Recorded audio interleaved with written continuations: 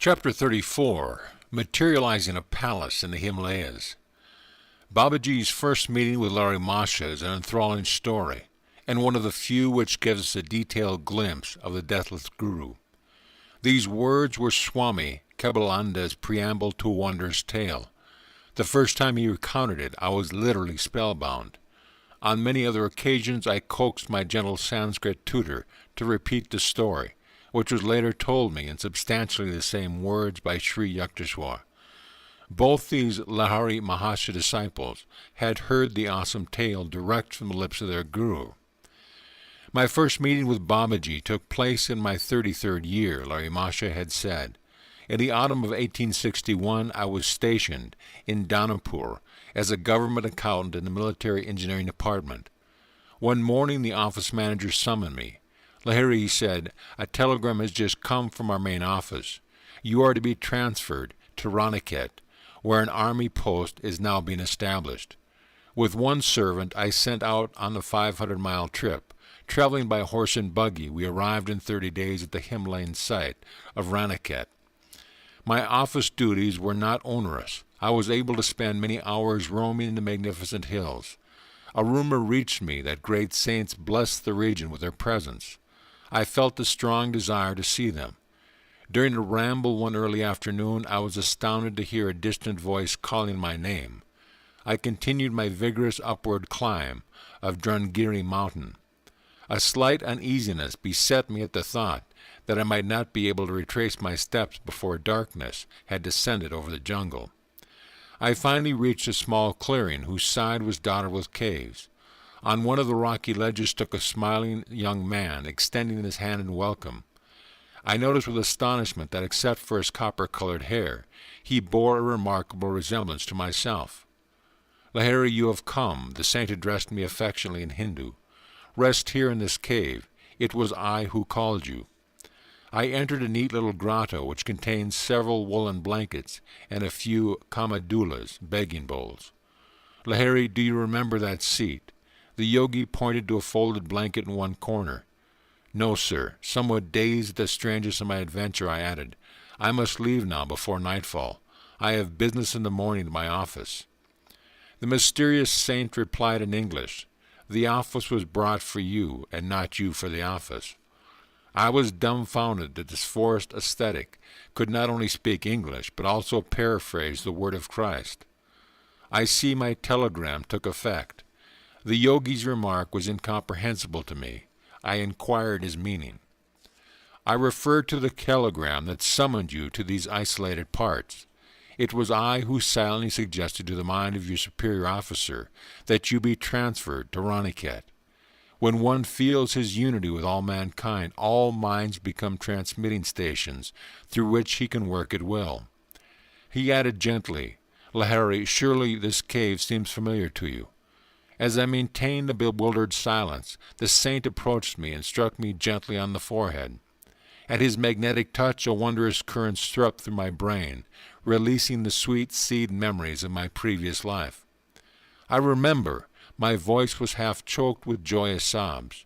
You are my guru, Babaji, who has belonged to me always. Scenes of the past arise vividly in my mind. Here in this cave I spent many years of my last incarnation. As ineffable recollections overwhelmed me, I tearfully embraced my master's feet. For more than 3 decades I have waited for you here, waited for you to return. Babaji's voice rang with celestial love. You slipped away and vanished into the tumultuous waves of the life beyond death. The magic wand of your karma touched you, and you were gone. Though you lost sight of me, never did I lose sight of you. I pursued you over the luminescent astral sea, where the glorious angels sail. Through gloom, storm, upheaval, the light I followed you, like a mother bird guarding her young. As you lived out your human term of womb life and emerged a babe, my eye was ever on you. When you covered your teeny form in the lotus posture under the Nadia sands in your childhood, I was invisibly present. Patiently, month after month, year after year, I have watched over you, waiting for this perfect day. Now you are with me. Lo, here is your cave, loved of lore. I have kept it ever clean and ready for you. Here is your hallowed asana blanket, where you daily sit to fill your expanding heart with God. Behold there your bowl, from which you often drank the nectar prepared by me. See how I have kept the brass cup brightly polished, that you might drink again therefrom. My own, do you now understand? My Guru, what can I say? I murmured brokenly. Where has one ever heard of such deathless love? I gazed long and ecstatically on my eternal treasure, my Guru in life and death. Lahari, you need purification. Drink the oil in this bowl and lie down by the river. Babaji's practical wisdom, I reflected with a quick, reminiscent smile, was ever to be for. I obeyed his direction. Though the icy Himalayan night was descending, a comforting warmth, an inner radiation, began to pulsate in every cell of my body. I marveled, was the unknown oil endued with a cosmical heart? Bitter winds whipped around me in the darkness, shrieking a fierce challenge. The chill wavelets of the Gogash River lapped now and then over my body, outstretched on the rocky bank. Tigers howled nearby, but my heart was free of fear. The radiant force newly generated within me conveyed an assurance of unassailable protection. Several hours passed swiftly. Faded memories of another life wove themselves into the present brilliant pattern of reunion with my divine Guru. My solitary musings were interrupted by the sound of approaching footsteps. In the darkness, a man's hand gently helped me to my feet and gave me some dry clothing. "Come, brother," my companion said. "The master awaits you." He led the way through the forest. The somber night was suddenly lit by a steady luminosity in the distance. "Can that be the sunrise?" I inquired. "Surely the whole night has not passed." "The hour is midnight," my guide laughed softly. "Yonder light is the glow of a golden palace, materialized here tonight by the peerless Babaji. In the dim past you once expressed a desire to enjoy the beauties of a palace. Our master is now satisfying your wish, thus freeing you from the bonds of karma." He added, "The magnificent palace will be the scene of your initiation tonight into Kriya Yoga. All your brothers here join in a paean of welcome, rejoicing at the end of your long exile. Behold." A vast palace of dazzling gold stood before us, studded with countless jewels and set amidst landscaped gardens. It presented a spectacle of unparalleled grandeur. Saints of angelic countenance were stationed by resplendent gates, half reddened by the glitter of rubies. Diamonds, pearls, sapphires, and emeralds of great size and luster were embedded in the decorative arches. I followed my companion into a spacious reception hall. The odor of incense and of roses wafted through the air. Dim lamps shed a multicolored glow. Small groups of devotees, some fair, some dark-skinned, chanted musically or sat in a meditative posture, immersed in an inner peace. A vibrant joy pervaded the atmosphere. Feast your eyes, enjoy the artistic splendor of this palace, for it has been brought into being solely in your honor. My guide smiled sympathetically as I uttered a few ejaculations of wonderment. "Brother," I said, "the beauty of this structure surpasses the bounds of human imagination. Please tell me the story of its origin." "I will gladly enlighten you." My companion's dark eyes sparkled with wisdom. "In reality, there is nothing inexplicable about this materialization. The whole cosmos is a materialized thought of the Creator. This heavy, earthly clod, floating in space, is a dream of God. He made all things out of his consciousness, even as man in his dream consciousness reproduces and vivifies a creation with its creatures. God first created the earth as an idea, then he quickened it. Energy atoms come into being. He coordinated the atoms into this solid sphere. All its molecules are held together by the will of God. When he withdraws his will, the earth again will disintegrate into energy. Energy will dissolve into consciousness. The earth idea will disappear from objectivity. The substance of a dream is held in materialization by the subconscious thought of the dreamer. When that cohesive thought is withdrawn in wakefulness, the dream and its elements dissolve. A man closes his eyes and erects a dream creation, which on awakening he effortlessly dematerializes. He follows a divine archetypal pattern. Similarly, when he awakens into cosmic consciousness, he will effortlessly dematerialize the illusions of the cosmic dream. Being one with the infinite all-encompassing will, Babaji can summon the elemental elements to combine and manifest themselves in any form. This golden palace, instantaneously created, is real, even as this earth is real. Babaji created this palatial mansion out of his mind and is holding its atom together by the power of his will. Even as God created this earth and is maintaining it intact, he added. When this structure has served its purpose, Babaji will dematerialize it. As I remained silent in awe, my guide made a sweeping gesture. This shimmering palace, superbly embellished with jewels, has not been built by human effort or with laboriously mined gold and gems. It stands solidly, a monumental challenge to man. Whoever realizes himself as a son of God, even as Babaji has done, can reach any goal by the infinite powers hidden within him.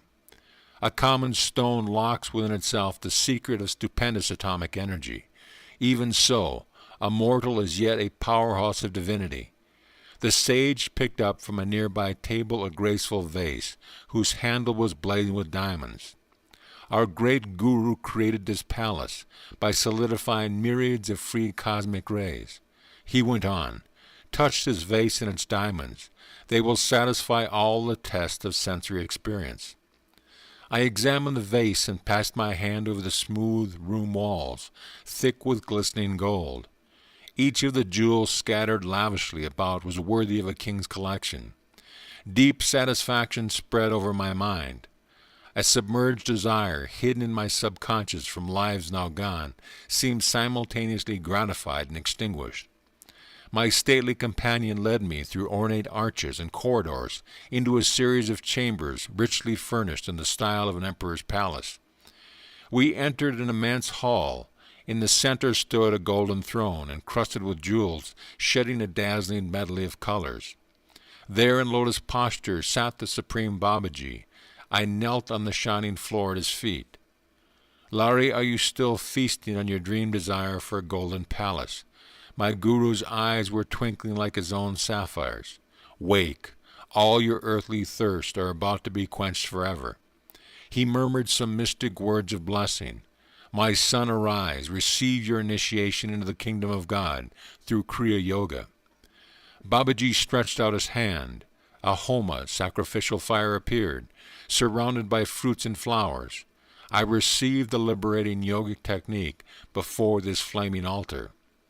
The rites were completed in the early dawn. I felt no need for sleep in my ecstatic state, and wandering around the palace, filled on all sides with treasures and priceless objects of art. Descending to the gorgeous gardens, I noticed nearby the same caves and barren mountain ledges which yesterday had boasted no adjacency to palace or flowered terrace. Re-entering the palace, fabulously glistening in the old, cold Himalayan sunlight, I sought the presence of my master. He was still enthroned, surrounded by many quiet disciples. Lahari, you are hungry, Babaji added. Close your eyes. When I reopened them, the enchanting palace and its picturesque gardens had disappeared.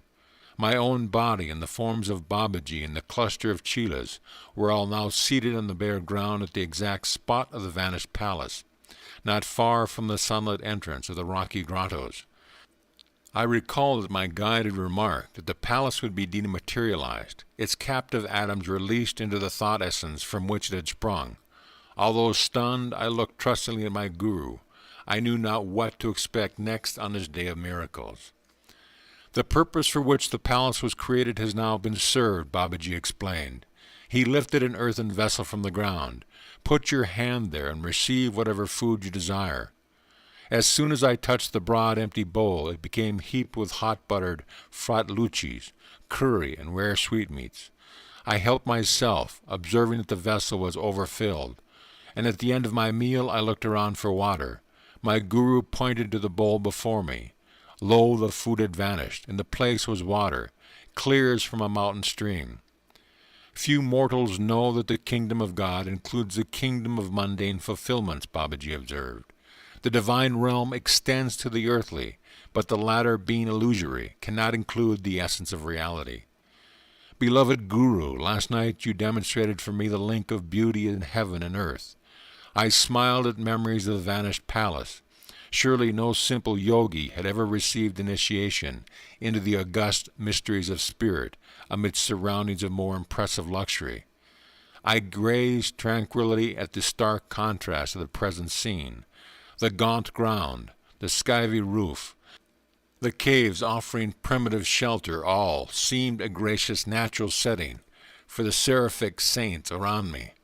I sat that afternoon on my blanket, hallowed by association of past life realizations. My divine guru approached and passed his hand over my head.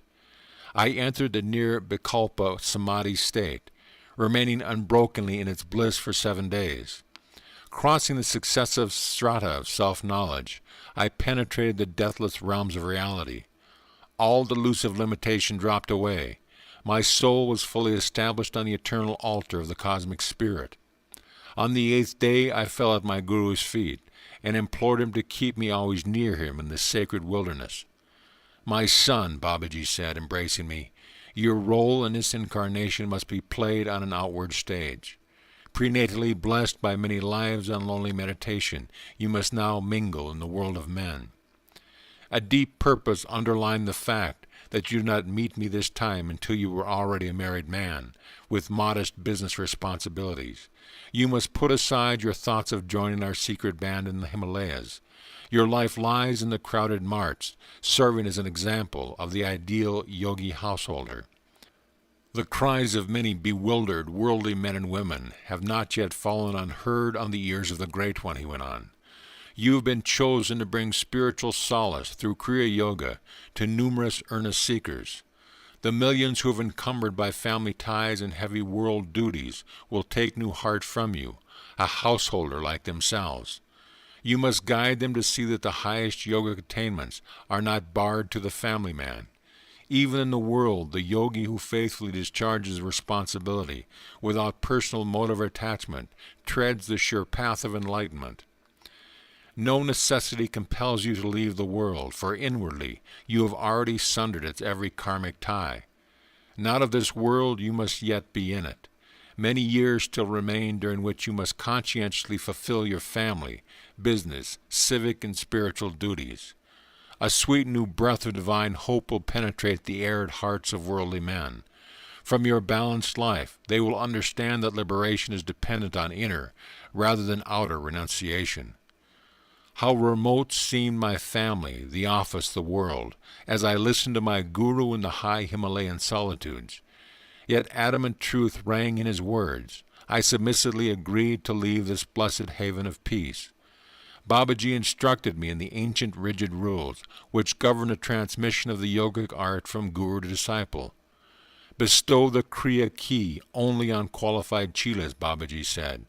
He who vows to sacrifice all in the quest of the divine is fit to unravel the final mysteries of life through the science of meditation. Angelic Guru, as you have already favored mankind by resurrecting the lost Kriya art, will you not increase that benefit by relaxing the strict requirements for discipleship? I gazed beseechingly at Babaji. I pray that you permit me to communicate Kriya to all seekers, even though at first they cannot vow themselves to complete inner renunciation. The tortured men and women of the world, pursued by a threefold suffering, need special encouragement. They may never attempt the road to freedom if Kriya initiation be withheld from them. Be it so. The divine wish has been expressed through you. With these simple words, the merciful Guru banished the rigorous safeguards that for ages had hidden Kriya from the world. Give Kriya freely to all who humbly ask for help. After a silence, Babaji added, repeat to each of your disciples this majestic promise from the Bhagavad Gita. Even a little bit of this practice, of this religion, will save you from dire fears and colossal suffering. As I knelt the next morning at my Guru's feet for his farewell blessing, he sensed my deep reluctance to leave him. There is no separation for us, my beloved child. He touched my shoulder affectionately.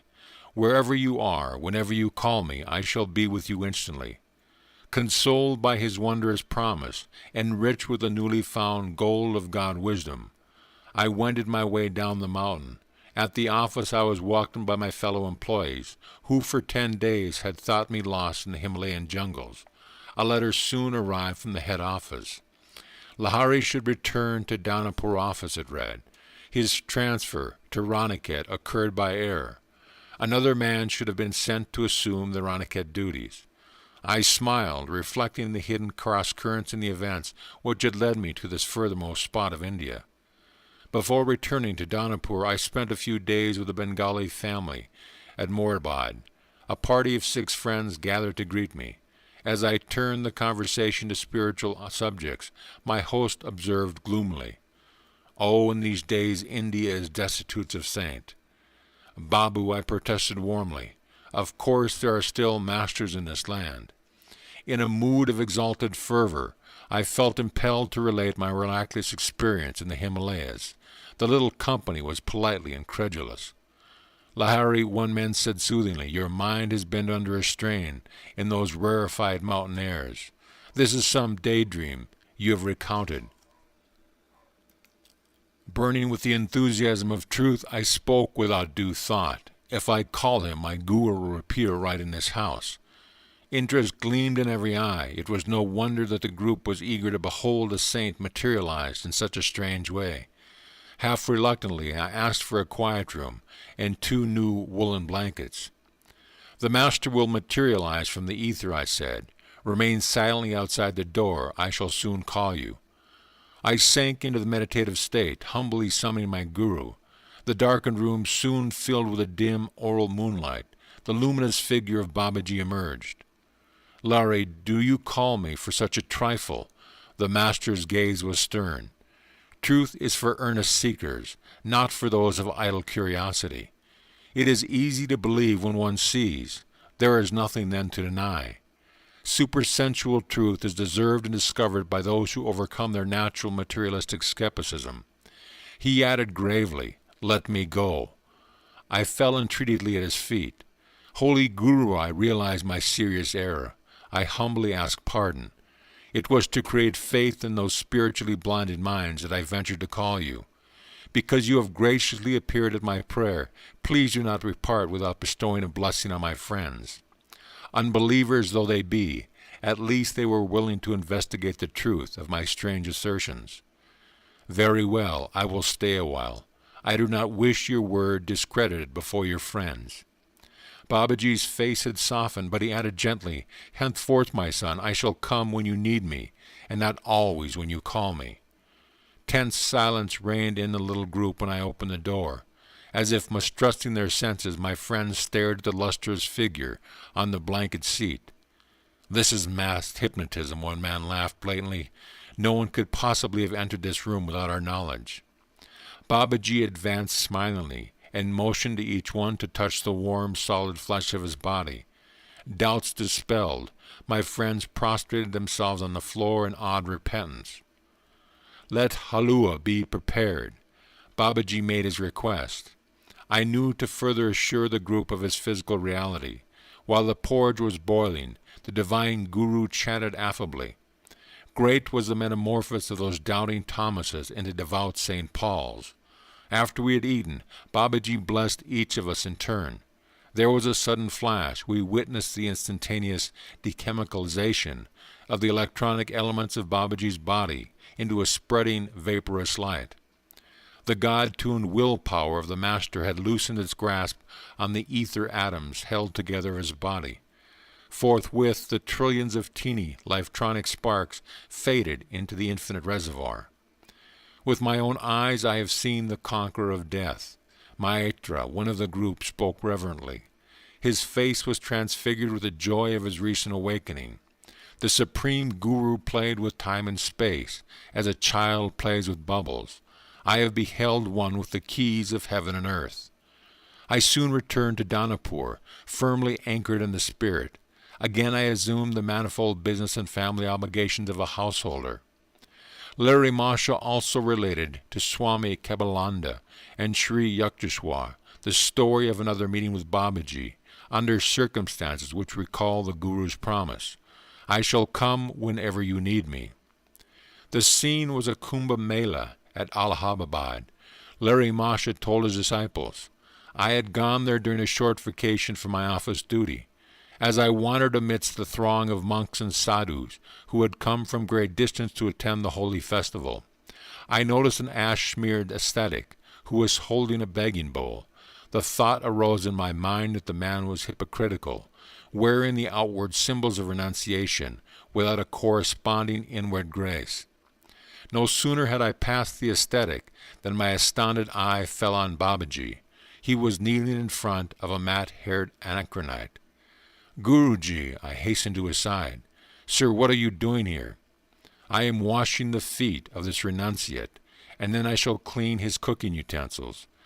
Babaji smiled at me like a little child.